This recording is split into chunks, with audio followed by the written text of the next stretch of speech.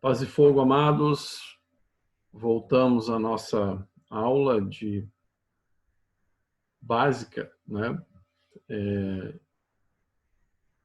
Sobre vida cristã. Então, já tivemos a primeira aula e hoje teremos a nossa segunda aula. Os assuntos que nós vamos estar falando hoje estão ali naquele material que a gente vai avançando, desenvolvendo, como é e como alcançar a salvação em Jesus Cristo. Então, principalmente para os nossos irmãos, né, que estão chegando. Então, vou compartilhar a minha tela aqui e vamos lá. Vamos trabalhar agora esse conteúdo, o que é e como alcançar a salvação em Jesus Cristo. Como nós podemos alcançar salvação? Nós precisamos entender, né, o que é a salvação primeiro.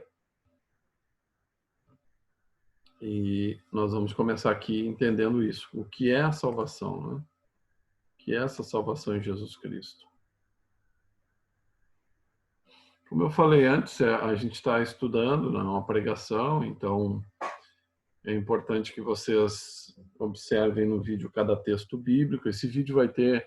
Essa aula vai ter muitos textos bíblicos, principalmente quando trata ali do profético, né? Então, que você possa ficar ligado aí nesses textos e ler esses textos e meditar naquilo que a gente está passando aqui, ok? Então, o que eu preciso entender sobre a salvação em Cristo? Primeira coisa que nós temos que entender, esse plano existe por causa da queda de Adão e Eva. A gente falou na outra aula sobre a queda, né? Adão e Eva pecaram e em Gênesis 3, 22, 24, como está aqui, agora o homem se tornou um de nós. Olha só como Deus coloca isso, ó. Agora, em Gênesis 3, 22, tá? Agora o homem se tornou como um de nós, conhecendo o bem e o mal. Não se deve, pois, permitir que ele também tome o fruto da árvore da vida e o coma, e viva para sempre. Por isso o Senhor Deus o mandou embora do jardim do Éden para cultivar o solo do qual foi tirado. Depois de expulsar o homem, colocou a leste do jardim do Éden querubins e uma espada flamejante que se movia guardando o caminho para a árvore da vida. Então, o que fala aqui? Que, na verdade, o ambiente que Deus criou para Adão e Eva, eles iriam cumprir toda a mesma ordem de crescer, multiplicar, encher a terra, né, ter filhos e filhas. Só que por causa do pecado lá, né, da queda, com a tentação lá da serpente, a mentira da serpente, então o homem passou a conhecer algo que ele não deveria saber, e isso acabou resultando, né, conhecendo o bem e o mal, acabou resultando na retirada do homem do jardim. Então, aí nós entendemos que a salvação lá na volta de Jesus, né, lá no fim, quando tudo for restaurado e Jesus voltar, a salvação é voltar exatamente para onde nós estávamos lá no jardim Adão e Eva e viver eternamente, estar com o Senhor eternamente e ter vida eterna. É isso que Jesus nos traz. Então, a primeira coisa para entender sobre a salvação é entender que esse plano existe desde a queda, por causa da queda, né? Segunda coisa é que ele começou no jardim no mesmo momento que Adão e Eva caíram. Então, em Gênesis 3, nós vimos também na aula anterior, né, que Deus diz que põe inimizade entre a serpente e a mulher, né, por causa da semente da mulher, né, que vem a ser depois Jesus, o Salvador, tá? O Salvador da humanidade. Então, ele começa, né, esse processo da salvação no mesmo momento em que Adão e Eva caem. Terceiro ponto, ele foi desenvolvido em diversas etapas ao longo das gerações. Como Adão e Eva estão caídos, agora eles estão na Terra, então é preciso um projeto de salvação, e é o que Deus faz de geração em geração. E isso, o que acontece? Deus está dando oportunidade para a humanidade de geração em geração. Primeiro, nós vamos falar aqui, nós não vamos conseguir falar todos, trabalhar todos, mas só para te trazer entendimento, né? Onde Deus trazem diversas etapas da salvação para as gerações. Primeiro lá em Noé, né? Lá em Noé começa uma etapa de salvação, de transformação, indicando, né, um caminho de redenção. Isso em Gênesis capítulo 6. Depois Abraão, em Gênesis 17, uma aliança, né, uma promessa de salvação para todas as nações, para todas as famílias da terra. Todas as famílias da terra, todas as nações, né, todos os povos. Depois Moisés, lá no Êxodo, né, Deus tira o seu povo da escravidão e ele vai conduzindo esse povo, que é um povo sacerdotal. Esse povo ele vai cumprir depois toda a parte da cruz, né? É necessário que esse povo vá até Jerusalém, que esse povo vá até Canaã, né? E Moisés, então, tira esse povo do Egito, em Êxodo 3, dentro desse projeto, né, de o povo ir para o lugar onde eles precisam estar, onde Jesus vai estar nascendo depois. Sansão também, né, nos Juízes, salvando o povo da tirania dos filisteus. Davi, 1 Samuel 16, fala da unção de Davi. Interessante que Davi está na mesma região. Davi é ungido exatamente na mesma região, no mesmo lugar, na mesma cidade, aonde Jesus vai nascer depois, né? E que Jesus vai começar a sua vida ali, né? Então Davi também, a Bíblia diz, né, que Jesus é a raiz de Davi. Então tudo isso faz parte dessas etapas de cumprimento, né?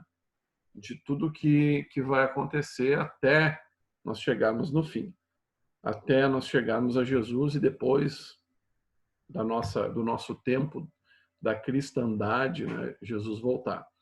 Depois de Davi nós temos João Batista. Então João Batista, Mateus capítulo 3, ele aparece, né, no deserto, preparando o caminho de Jesus, falando de arrependimento, falando então desse rei que vai vir, né? E Jesus já em Mateus 4, logo depois de João Batista vem Jesus.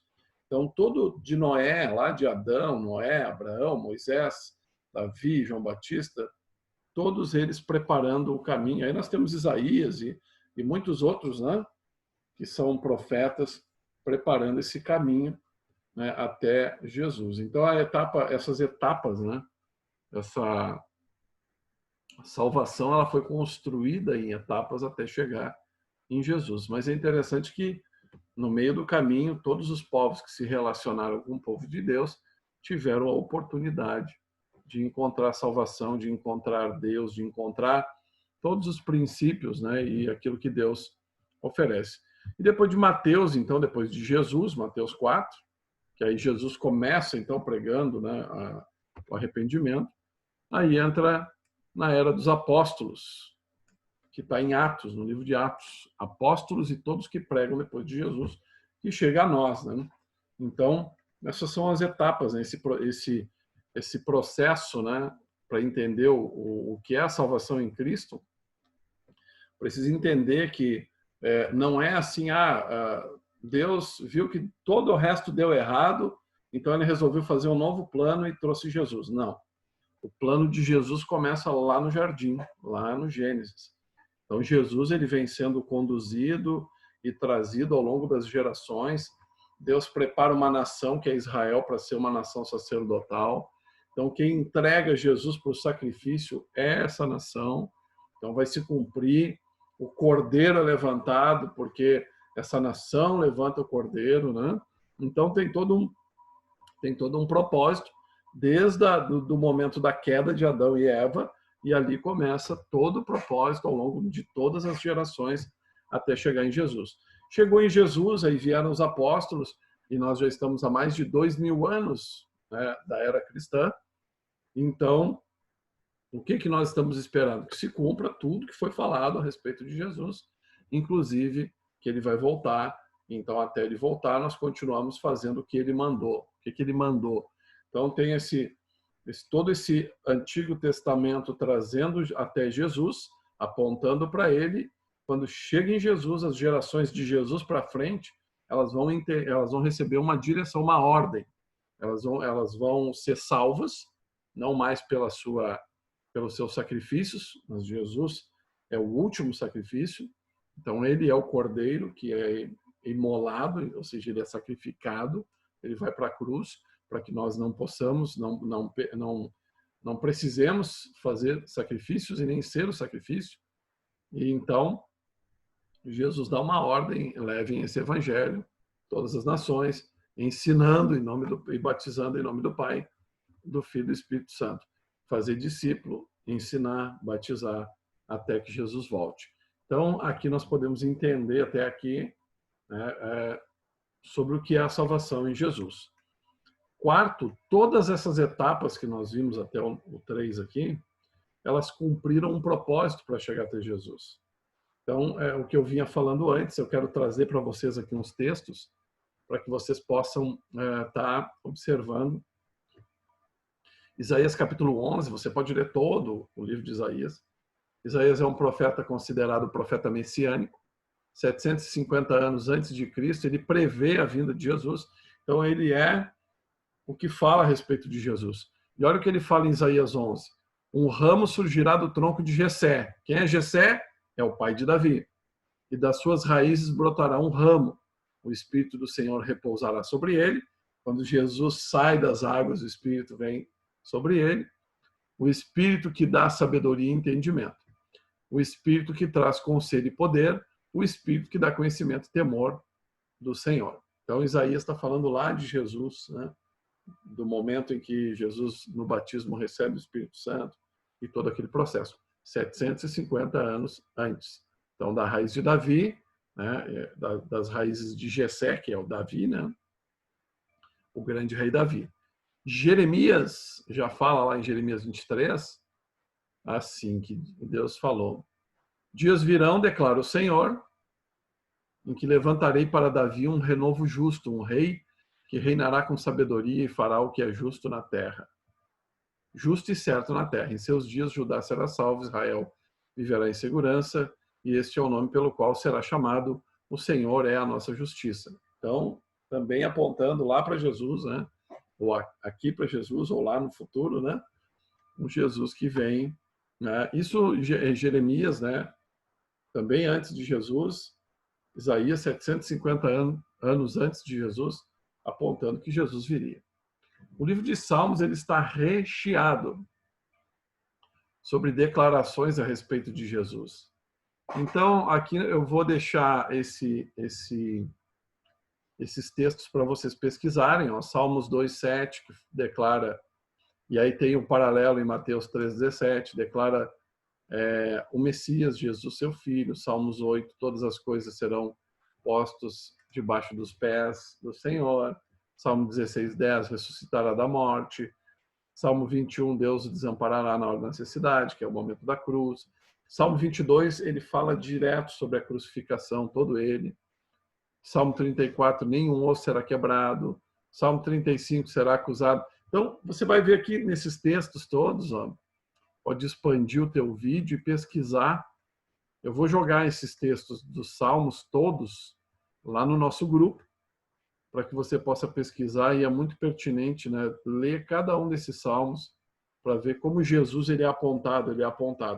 Então, Jesus não é aquele plano assim, algumas pessoas pensam, o Antigo Testamento a gente apaga ele com a borracha porque Deus desistiu daquele plano. Não, ele faz parte de um grande plano ao longo de todas as gerações, preparando o caminho até chegar em Jesus.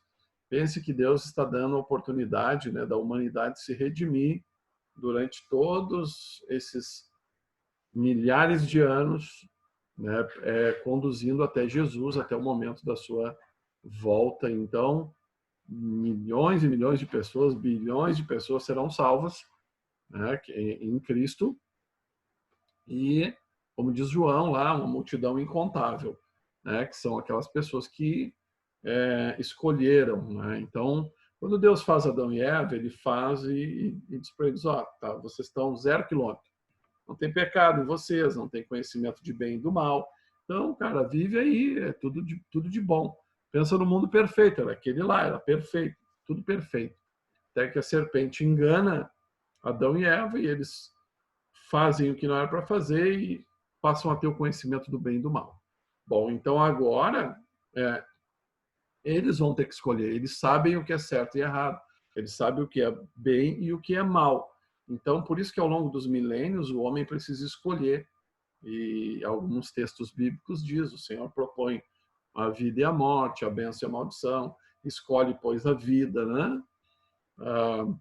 Então, isso é nossa missão, nosso papel. Então, vou colocar para vocês aqui todos esses textos, né, para que vocês possam estar lendo ali no grupo. E os demais vocês podem ir olhando aqui no estudo, conforme vai passando o vídeo, né, para vocês ir olhando. Em todas as etapas, havia salvação liberada para cada geração, como eu falei. Então, em todas as etapas, né, do plano de Deus, havia oportunidade do povo, né, fazer o que era bom ou o que era mal. Né? Um exemplo aqui, Deus dá para Sansão uma missão, né?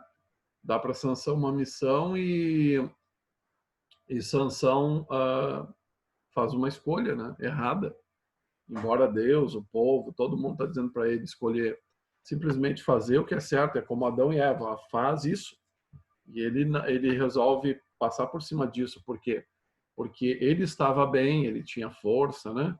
E acaba perdendo tudo. Então, ao longo de toda a história, né, nós vamos ver, né, Noé trabalhou 120 anos para construir a arca. E a Bíblia diz que ele foi dando oportunidade para todo mundo, né? Para se arrepender, para mudar de vida, ia vir o dilúvio, né? E todo mundo resolveu, né, que o Noé estava louco. 120 anos é muito tempo, né? É tempo suficiente para que pessoas vivam e morram, né? E então Deus dá esse tempo todo, né? Naquele tempo de Noé. E mesmo assim as pessoas escolhem o que é mal. Então aqui nós precisamos entender, né, que mesmo Deus tendo um plano desde o jardim até os nossos dias, é necessário que a gente tome as decisões. A gente não pode transferir essa decisão para ninguém. A gente não pode colocar o peso da nossa vida espiritual nos ombros de ninguém, é nos nossos ombros.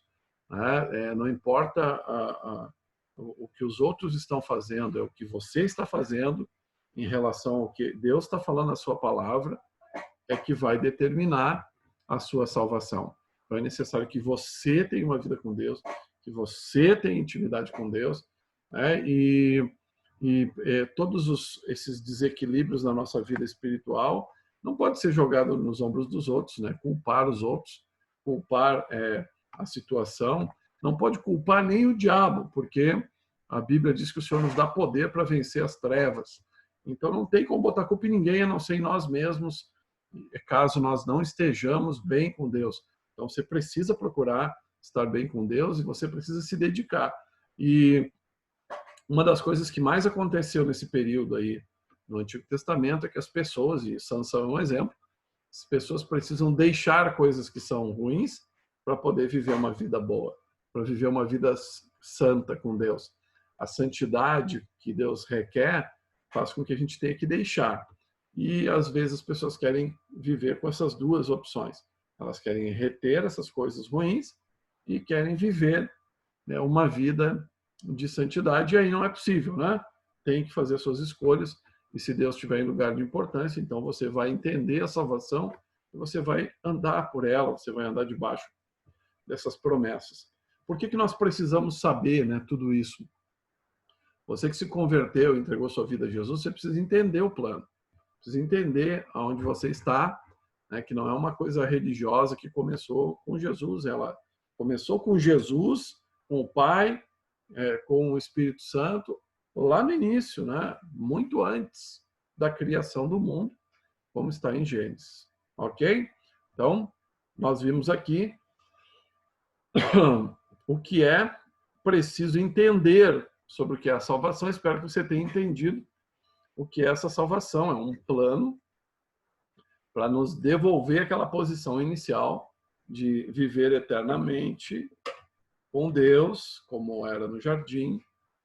É um plano que vem de geração em geração. Muita gente já foi salva, muitas, milhares de pessoas que João vê na sua visão em Apocalipse, muitas foram salvas e essas pessoas estão aguardando a volta de Jesus. Eu e você ainda estamos aqui, precisamos viver o Evangelho, precisamos viver santidade, abrir mão de tudo aquilo que é pecado, de tudo aquilo que desagrada a Deus, entender o que Deus quer das nossas vidas. Deus não quer simplesmente que nós o elogie, o paparique, né, como Deus, meu papaizinho amado, papaizinho do coração, que nem um filho, né, que só chega no seu pai para tirar alguma coisa dele. Papaizinho, meu querido, né, eu preciso de um dinheiro, eu preciso de um tênis, eu preciso de um carro, eu preciso de uma força, né? Não, não é isso que Deus quer. Deus quer que nós tenhamos uma vida de santidade, uma vida de relacionamento em intimidade com Ele. Uma vida de seriedade, uma vida de bom caráter com Ele. Né? Então, para isso, nós precisamos deixar o que é pecado e pegar o que é a vontade dEle. Então, para nós fechar nossa aula de hoje, onde Jesus está agora? Então, nós vimos que o plano para Jesus vir começa lá no Gênesis, né? Jesus vem, ele morre na cruz, ressuscita, e onde é que ele está agora? Então, em João 14:2, ele fala essa palavra: na casa de meu pai há muitas moradas. Se não fosse assim, eu vou teria dito: vou preparar-vos lugar. Tá? Ele vai preparar o lugar aonde? Na casa do pai. Onde ele está? Ele está com o pai agora. Jesus ressuscitou, ele está com o seu corpo glorificado, né? Ele não está morto esperando para ressuscitar, não, ele já ressuscitou, ele está vivo, ele está na casa com o pai, à direita do pai. E o que ele promete no mesmo João 14, no versículo 18? Não vos deixarei órfãos, voltarei para vós. Então, aqui no 14:2 ele diz que vai preparar um lugar e vai voltar. E no 14:18 ele diz: eu vou voltar, eu voltarei para vós. Então, aí ele já não vai voltar mais como nascimento, né? Não vai nascer de novo, né? De uma virgem. Não, agora ele vem na sua glória, ele vem como ele é, ele vem como ele está agora no seu corpo glorificado. Ele vai voltar e ele vai vir sobre a terra, e aí vai ser a vinda de Jesus e vai ser todo um processo de separação, né, dos que são dele e os que não são, né, os que fizeram a sua vontade. E é interessante que as pessoas pensam: então quer dizer que Deus vai me salvar porque eu fico fazendo as coisas que ele quer. Não, a vontade de Deus é que você seja salvo porque você tem uma vida que te preserva, ou seja, que protege você, protege sua família e protege as pessoas à sua volta. Ou seja, as escolhas que você faz não machuca ninguém, não mente para ninguém, não rouba ninguém, não trai ninguém. Ou seja, tudo aquilo que a gente não gosta que as pessoas nos façam é exatamente essas coisas que Deus não quer que tenhamos na nossa vida. Mas Ele quer que nós tenhamos amor, misericórdia, que nós possamos não ser apegados às coisas materiais, não ter amor ao dinheiro, né, mas saber que a vida é muito mais do que isso, que nós temos uma vida de santidade, uma vida de devoção, uma vida de intimidade com Ele. Então, é isso que Ele espera. Então, quando Ele vem separar, são essas pessoas que fizeram a sua escolha. Tem pessoas que vão dizer: eu quero a bênção que Deus tem para mim, mas eu não quero fazer as coisas que Ele está dizendo. Bom, provavelmente essa pessoa vai receber uma cura. Ela, por exemplo, se ela ofertar e dar dízimo, ela vai prosperar, porque é uma promessa da palavra de Deus, é uma promessa de Deus. Aquele que plantar vai colher. Mas também, ao mesmo tempo, se essa pessoa não plantar uma vida segundo a palavra de Deus, ela vai colher a perdição eterna. Ela não vai ser salva. Então, a salvação é um trabalho que nós precisamos fazer de mudança de vida, de mudança de escolhas, de pensamento, e nos tornarmos como Jesus e nos tornarmos cada vez mais interessados em levar o evangelho às pessoas, sabendo que a nossa passada aqui é rápida, né? Se você durar 100 anos, vai ser assim, ó, pum, rapidinho, e já foi, e depois vem vida eterna, e é eterna, é para sempre, sempre com Deus, a árvore da vida, você vai comer desse fruto. Então tem todo um processo aí no futuro que nos aguarda, que é a salvação, que é vida e que é a transformação. Então Jesus está só esperando esse momento que ele diz que o Pai vai liberar para que ele possa voltar. Então nós vimos que se você tinha alguma dúvida então de qual a necessidade do Antigo Testamento, né? É que na verdade todo o processo de salvação, de redenção, ele está no Antigo e no Novo Testamento e ele vem de geração em geração até chegar nas nossas vidas. Bem, Deus te abençoe. Até a nossa próxima aula. Não esqueça de ler os textos, de ver essa aula com atenção, fazer suas anotações e, por favor, se você tiver dúvidas, faça pergunta lá no grupo do WhatsApp, me chama, né? Me chama direto no meu WhatsApp, só eu e você, faça suas perguntas. Eu quero poder abençoar a tua vida, te ensinando a palavra de uma maneira clara, objetiva, que você possa viver o melhor de Deus. E quando Jesus voltar, você possa ser encontrado um filho de Deus, uma filha de Deus, e dentro do projeto de salvação. Amém? Te abençoe. Paz e fogo.